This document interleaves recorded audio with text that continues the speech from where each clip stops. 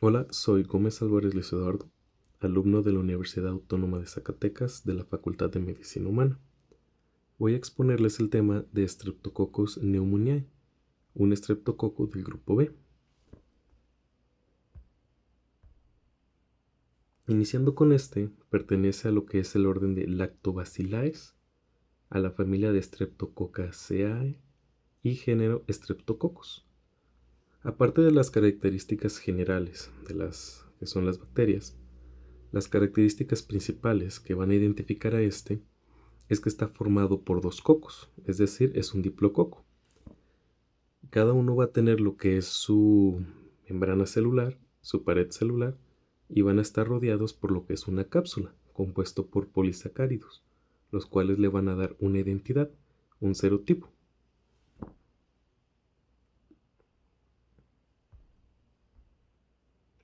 Iniciando con lo que es su morfología y estructura, tenemos que van a ser cocos ovalados. También se le dice que pueden ser circulares o ovalados. Van a ser gram positivos, es decir, en una tinción gram, estos van a aparecer de lo que es un color azulado, guión morado. Van a ser inmóviles, quiere decir que si los llegamos a poner en un medio de cultivo semilíquido que permita observar el movimiento, pues no va a haber esto. Otra cosa importante es que, como mencioné hace rato, suelen ser en diplococos, están unidos en parejas. Sin embargo, a veces pueden aparecer como lo que son cadenas cortas. Su diámetro va de 0.5 a 1.2 micras. Y vamos a tener que las cepas virulentas tienen cápsulas formadas por polímeros de polisacárido de alto peso molecular. Y estas van a estar puestas de diferentes polisacáridos o en diferentes compuestos por diferentes componentes que al final de cuentas le van a dar una identidad, llegando a ser más de 90 serotipos. Y va a tener una variedad de componentes que pueden atravesar lo que es la cápsula. Un ejemplo de ellos son lo que son las proteínas unidas a colina, como estas de aquí, que van a atravesar todo lo que es la cápsula.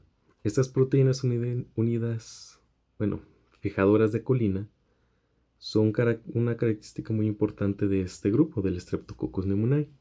Y estas lo que le van a ayudar, ella sea a fijarse a la colina de otros estreptococos o lo que son carbohidratos de las células de lo que es el hospedador, ayudando a su adhesión.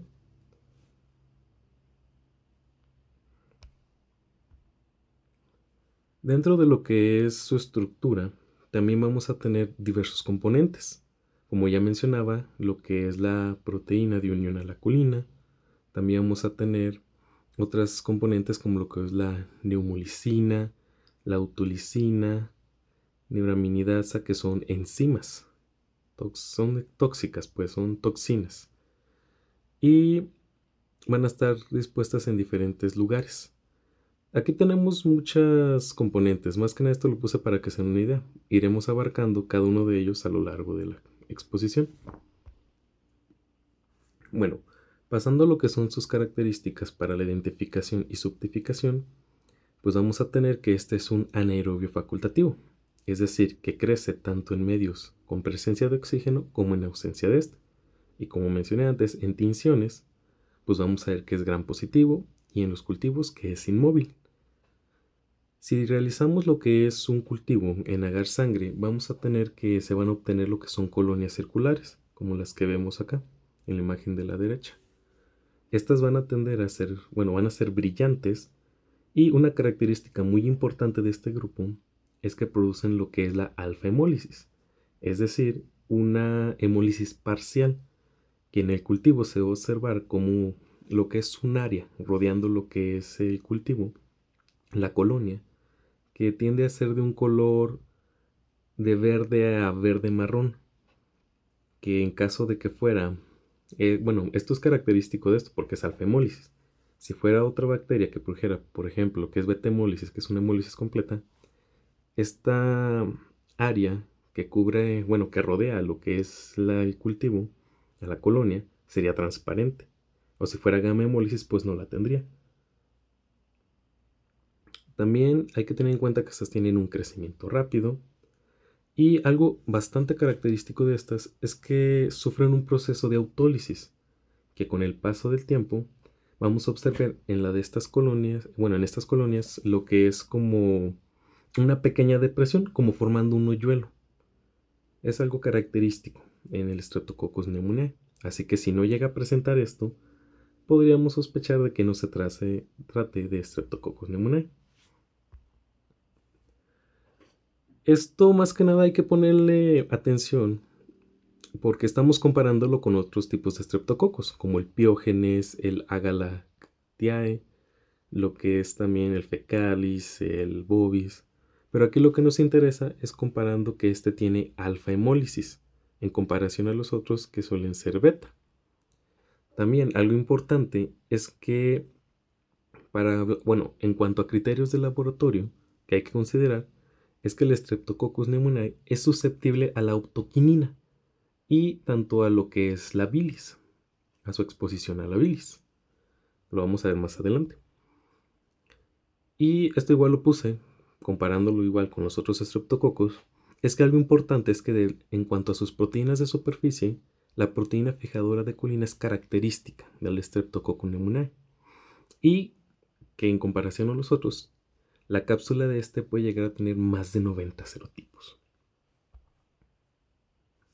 También para su identificación y subtipificación, podemos hacer lo que son pruebas serológicas para determinar que se trate de un Streptococcus pneumoniae, así como para ver el serotipo. Reacciones de cadena polimerasa que nos van a permitir identificar segmentos de ADN característicos de algún serotipo, así como lo que son electroforesis de gel del pulso en campo, que más que nada nos va a permitir identificar estos patrones como los vemos aquí y ver a qué tipo de serotipos se parecen e incluso establecer relaciones entre estos serotipos. Hablando de las toxinas, vamos a tener que la principal es la neumolicina. Esta lo que va a hacer es que no es liberada tal cual de lo que es el Streptococcus pneumoniae, sino más bien que esta célula Streptococcus pneumoniae tiene que sufrir una lisis, ya que lo que es la neumolicina se encuentra en el interior, en el citoplasma. Entonces, una vez que sufre lo que es la lesión, lo que es la neumolicina puede salir para poder tomar efecto. ¿Y qué es lo que va a hacer? Esta va a producir lo que son poros transmembrana, lo que va a provocar daño hacia las células en las cuales va a actuar. También va a estimular citocinas y va a afectar lo que es el proceso inflamatorio, además de alterar los cilios de lo que son las células del epitelio respiratorio, para que de esta forma pueda avanzar hacia los alvéolos. Otras enzimas relevantes en estas son la inmunoglobulina A1 proteasa, la cual va a degradar inmunoglobulina A. Esta se va a encontrar principalmente en las mucosas y es un medio de defensa del individuo contra el Streptococcus pneumoniae. Pero el Streptococcus pneumoniae, al tener esta enzima, pues es como un mecanismo que él va a tener para defenderse de la respuesta inmune. También va a tener hemolicinas, las cuales van a lo que son lisar eritrocitos, contribuyendo a lo que es la patogenia, y neuroaminidasas, que más que nada, nos menciona que fragmenta el ácido ciálico, presente en mucina, glucolípidos y glucoproteínas. Pero básicamente es que empieza a hacer daño en diversos componentes de lo que es la célula. Pasando de epidemiología, vamos a tener que lo que es el Streptococcus pneumoniae va a ser la principal causa de neumonía, así también como de otitis media, meningitis purulenta aguda, bacteremia y otras infecciones, pero sobre todo neumonía. De hecho, agregando un dato, el Streptococcus pneumoniae también se conoce como neumococo. Entonces, un dato relevante es que causa la muerte de más de 5 millones de niños cada año, solo de niños. No estamos contemplando a las personas mayores o de otras edades, lo cual es una cifra bastante alta.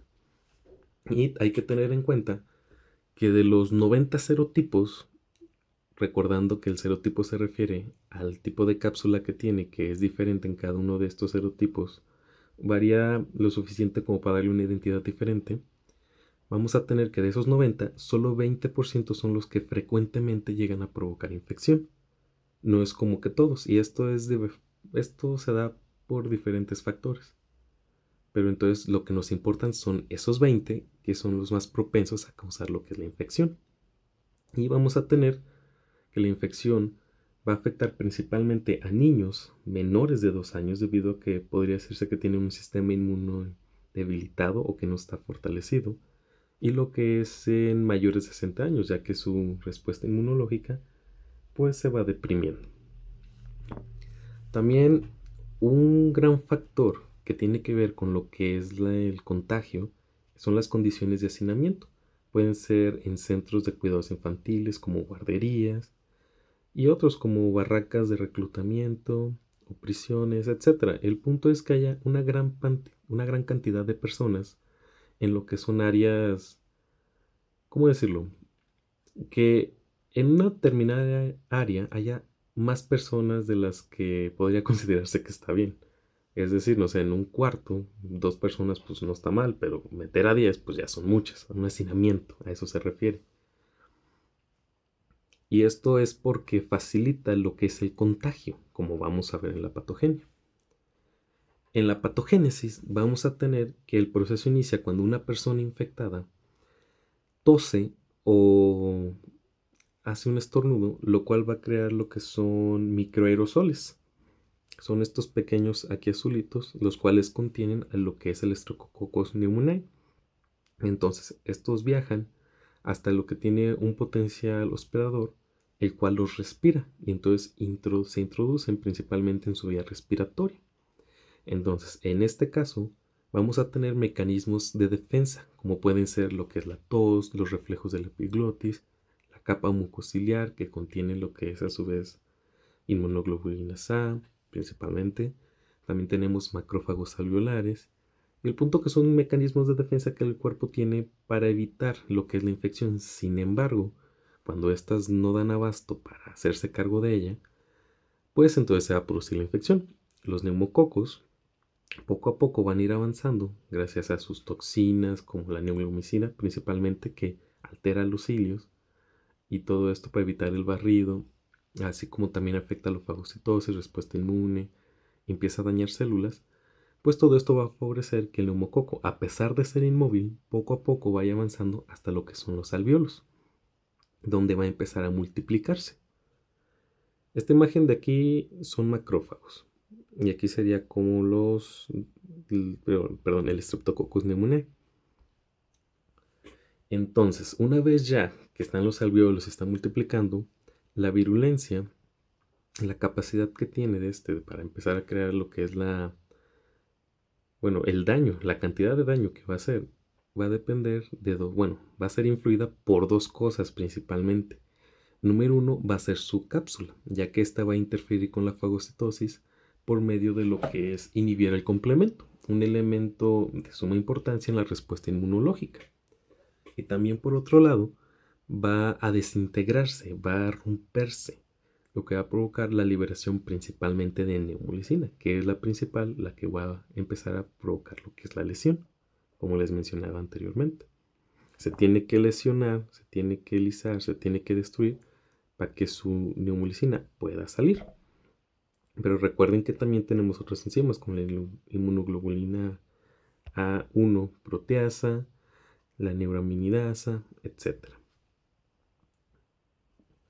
Bueno, ya que está lo que es todo el daño y se está dando la lesión y esto, pues entonces se va a producir lo que es un líquido seroso edematoso, el cual poco a poco va a ir llenando lo que son los alvéolos conforme se va acumulando. Y aquí lo tenemos, por ejemplo, en este tenemos lo que son alvéolos sanos. Y abajo de este vamos a encontrar los alvéolos ya llenos de este líquido seroso, lo cual va a dificultar lo que es el intercambio de gases. Y por lo tanto, pues va a afectar la respiración. Esto justamente se va a ver en una radiografía, como vemos aquí en la izquierda, de esta zona.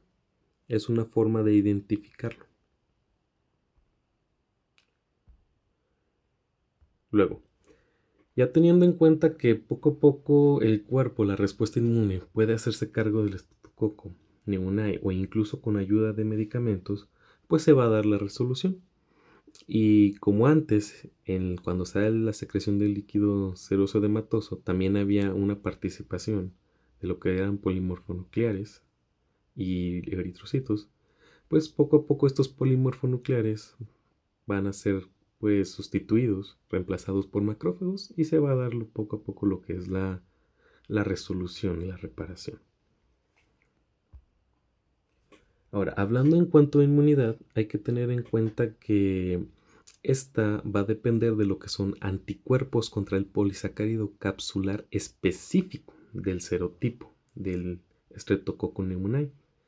Es decir, que si no tenemos este antígeno específico para ese polisacárido capsular del serotipo, no va a tener realmente no va a ser de gran ayuda, no va a afectarlo como tal. Entonces por eso se dice que tiene que ser específico. Y entonces, ¿cómo se puede obtener esto? Por medio de vacunas. Como vamos a ver más adelante, hay una vacuna conjugada contra neumococo y lo que es la vacuna polisacárica neumocócica. Entonces, estas lo que van a hacer es estimular la producción de anticuerpos de polisacáridos capsulares específicos. Y vamos a hay que tener en cuenta que obtener una inmunidad de forma natural contra lo que es el Streptococcus pneumoniae y todos esos serotipos es prácticamente imposible, porque son muchísimos serotipos, recordando que son 20 los más frecuentes que causan lo que es la infección. Por lo tanto, sería muy complicado que una sola persona adquiera inmunidad contra todos a través de contagiarse de uno y luego de otro y otro, y pues para agarrar su inmunidad. Entonces, por esto es que ocurren a lo largo de toda la vida estas infecciones, porque nos protegemos o llegamos a desarrollar inmunidad contra uno, pero contra otro no. Porque a pesar de que 20 son los más frecuentes, eso no quiere decir que los otros no puedan llegar a causar enfermedad. En cuanto a las manifestaciones de esta infección, vamos a tener que hay un inicio súbito de lo que es fiebre, escalofríos y dolor pleural intenso. Este dolor pleural va a ser percibirse como un dolor torácico. Después de esto se va a acompañar de lo que es un dolor en el pecho, además de la producción de esputo, que prácticamente son flemas, las cuales van a tener un color que va desde rosa hasta óxido. Esto ya nos da el indicio de que hay eritrocitos, por lo tanto ya hay una lesión, ya está habiendo hemorragia.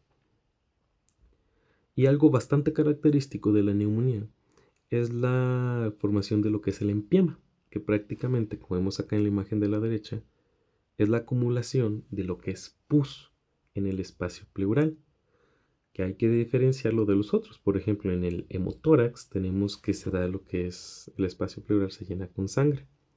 En el derrame pleural o hidrotórax se llena con algún líquido.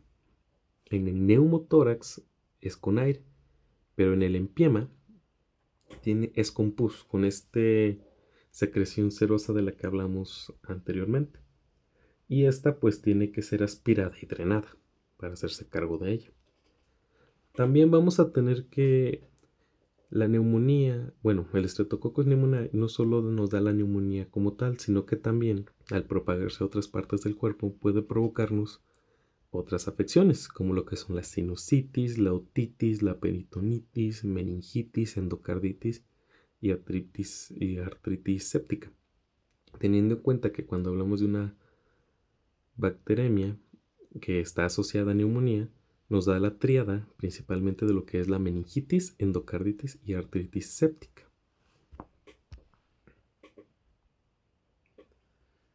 Ahora, ¿en qué nos vamos a apoyar para su diagnóstico? Pues uno van a ser los frotis, en el cual se va a basar a lo que es la tinción Gram, donde vamos a observar los Diplococcus de forma, más bien de color azulado a morado, dispuestos como sabemos en diplococos, lo que son en dos o pueden ser cadenas cortas, y vamos a tener que su cápsula no se tiñe. Por lo tanto vamos a ver como estos puntitos moraditos y vemos que están contorneados por una pequeña zona más clara, que sería la cápsula. También podemos hacer pruebas de hinchazón de cápsula, que prácticamente consiste en lo que es el esputo emulsificado, o sea, la muestra, mezclándolo con un anticero, y va a provocar que la cápsula se hinche. Vamos a tener que en un cultivo, pues como mencionamos anteriormente, lo más usado es el agar sangre, y la muestra puede ser de sangre, de esputo, de líquido cefalorraquídeo, de varias muestras realmente, pero la más común es el esputo. Y vamos a encontrar estas colonias circulares, rodeados por una zona de alfa hemólisis, van a ser brillantes. Acordémonos que en el paso del tiempo, como sufren autólisis, tiene que formarse el hoyuelo. Y todas estas son características que vamos a identificar. De hecho, aquí nos menciona que se tiene que incubar en CO2, recordando que es un anaerobio facultativo. Para su diagnóstico, estas dos pruebas, lo que es la prueba de solubilidad en bilis y la prueba de sensibilidad en optoquinina, son las que realmente nos van a importar, porque en la prueba de solubilidad de bilis, esta lo que hace es que cuando se exponen los estreptococos, el cultivo de estreptococos, a la bilis, va a activar sus autolisinas, que van a provocar una autólisis. Por lo tanto, lo que son los microorganismos, los Streptococcus pneumoniae, se va a disolver. Y como vemos en la imagen, va a aparecer de forma más clara. Mientras que en otro, a pesar de que también pueden tener alfa hemólisis, pues no. Puede ser que ni siquiera sufra autólisis o tarde mucho más, pero esta es la característica. Que lo que es en la prueba de solubilidad de bilis se disuelven rapidísimo en cuestión de minutos. Y en la prueba de sensibilidad a optoquinina tenemos que cuando tenemos, o sea, estamos poniendo el cultivo y vamos a poner lo que es un disco de optoquinina. Entonces, alrededor de ese disco no debe haber crecimiento del cultivo, no debe haber crecimiento de colonias. Y esto es característico de lo que es el Streptococcus pneumoniae, porque es susceptible a la optoquinina. Si a la hora de hacer esto, alrededor de la optoquinina, si hubiera crecimiento, entonces podemos descartar, o sea, no va a ser Streptococcus pneumoniae. Y esto son pruebas que se utilizan, a lo que me refería con que la prueba de optoquinina y solubilidad en bilis son las principales para su diagnóstico. Por ejemplo, tenemos lo que es la prueba de bacitracina, en la cual tenemos un resultado negativo, pero tenemos que varios estreptococos también tienen lo que es un resultado negativo, entonces no nos sirve de mucho. Tenemos lo que es la reacción de bilis esculina, que también nos da un resultado negativo, sin embargo, la mayoría también produce resultado negativo, por lo tanto no nos sirve. O como la PIR, que igual resultado negativo, pero varias también producen resultado negativo, por lo cual no nos sirve de mucho. En caso contrario, que se da en lo que son la prueba de optoquinina y solubilidad en bilis, donde el Streptococcus pneumoniae es positivo, mientras que todos los demás son negativos, por lo cual estas son las que principalmente nos van a apoyar para su diagnóstico.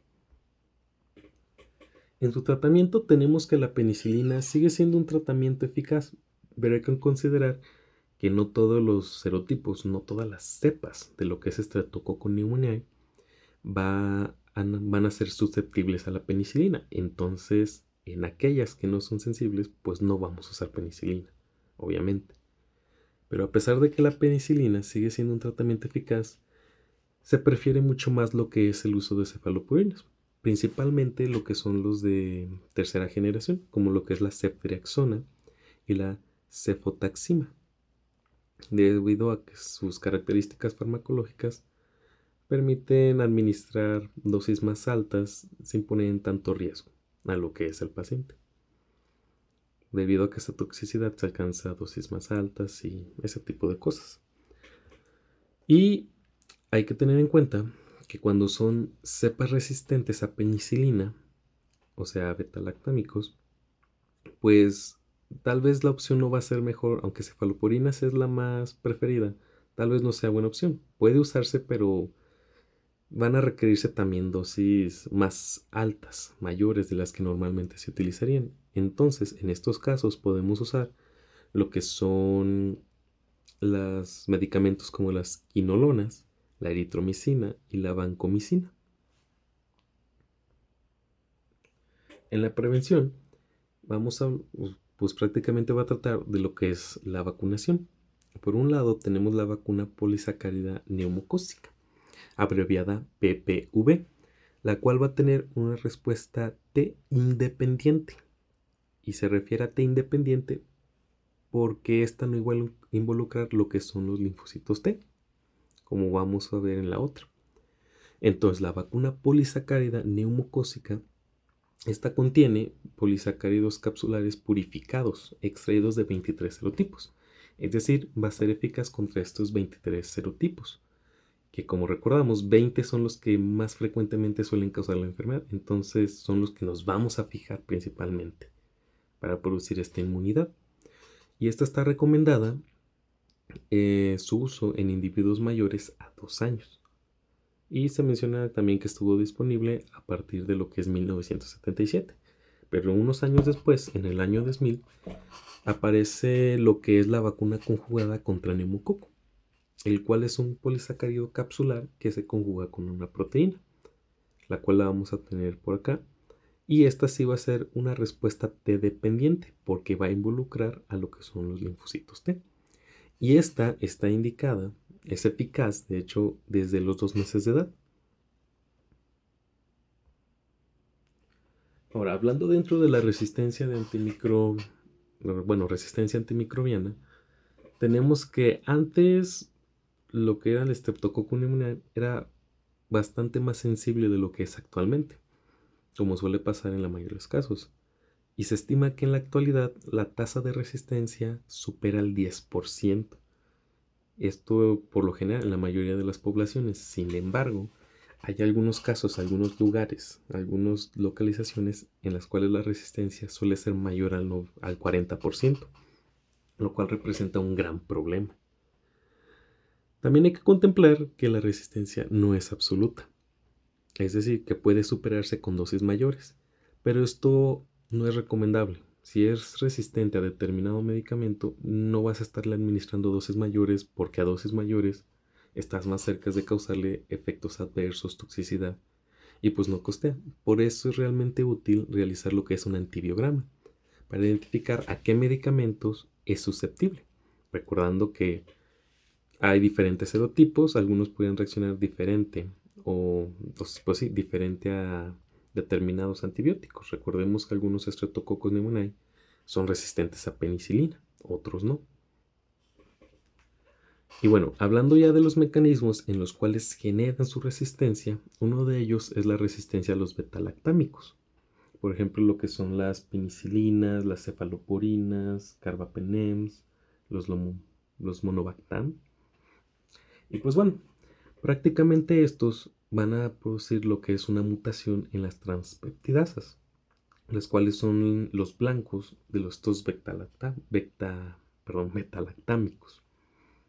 Entonces, cuando se causa una mutación en estas transpeptidasas, lo que va a causar es que los betalactámicos pierdan afinidad hacia estas transpeptidasas, y al perder afinidad, pues no pueden generar su efecto como tal. O sea, va a ser menor. Entonces se va a generar esta resistencia. Y un pequeño recordatorio es que estas transpeptidasas son las que se encargan de formar lo que es la pared de peptidoglucano, por medio de la formación de enlaces entre los aminoácidos de los NAM, como vemos aquí. Otro mecanismo de resistencia que tienen es generar una resistencia para las fluoroquinolonas. Recordando que las fluoroquinolonas, su mecanismo de acción va a consistir en inactivar a lo que es bloquear lo que es la adenogirasa, también conocida como topoisomerasa, la cual se encarga de liberar esta presión ejercida al momento que se da el superenrollamiento, debido a lo que es al momento de los procedimientos de traducción y transcripción. Entonces, que tenemos que esta se va a generar lo que es una mutación espontánea en lo que es una región que se denomina región del determinante de resistencia a quinolonas, donde se van a encontrar estos genes, lo que es el gen GIR-A y PAR-C. Hay que tener en cuenta que las mutaciones en el PAR-C determina una resistencia de bajo grado. Prácticamente solo van a afectar a lo que es el medicamento de ciprofloxacina. Y bueno, teniendo ya por último lo que es la resistencia a macrólidos, esto puede darse por dos tipos. Uno es por medio de un gen que es el ERMB, el cual va a producir una metilación en el sitio diana del ribosoma, lo cual va a generar una resistencia a macrólidos, a lo que son lincosamidas y estreptograminas. Recordando que el macrólido, su mecanismo de acción es bloquear lo que es la unidad 50S de lo que es el ribosoma de la bacteria. Pero también hay otra forma en la que pueden generar resistencia, que es a la adquisición de un gen llamado MEFA, el cual va a codificar lo que es una proteína que se va a encontrar en la membrana, bueno, que va a ser depositada en la membrana celular, cuya función va a ser que el medicamento, el antibiótico que se encuentra en el citoplasma, en el interior de la célula, lo va a estar sacando. Por lo tanto, este no va a estar pues en su diana y por lo tanto no va pues a tener acción. Y pues bueno, eso ha sido todo. Esta es la bibliografía que utilicé y pues espero que se haya entendido todo. Adiós.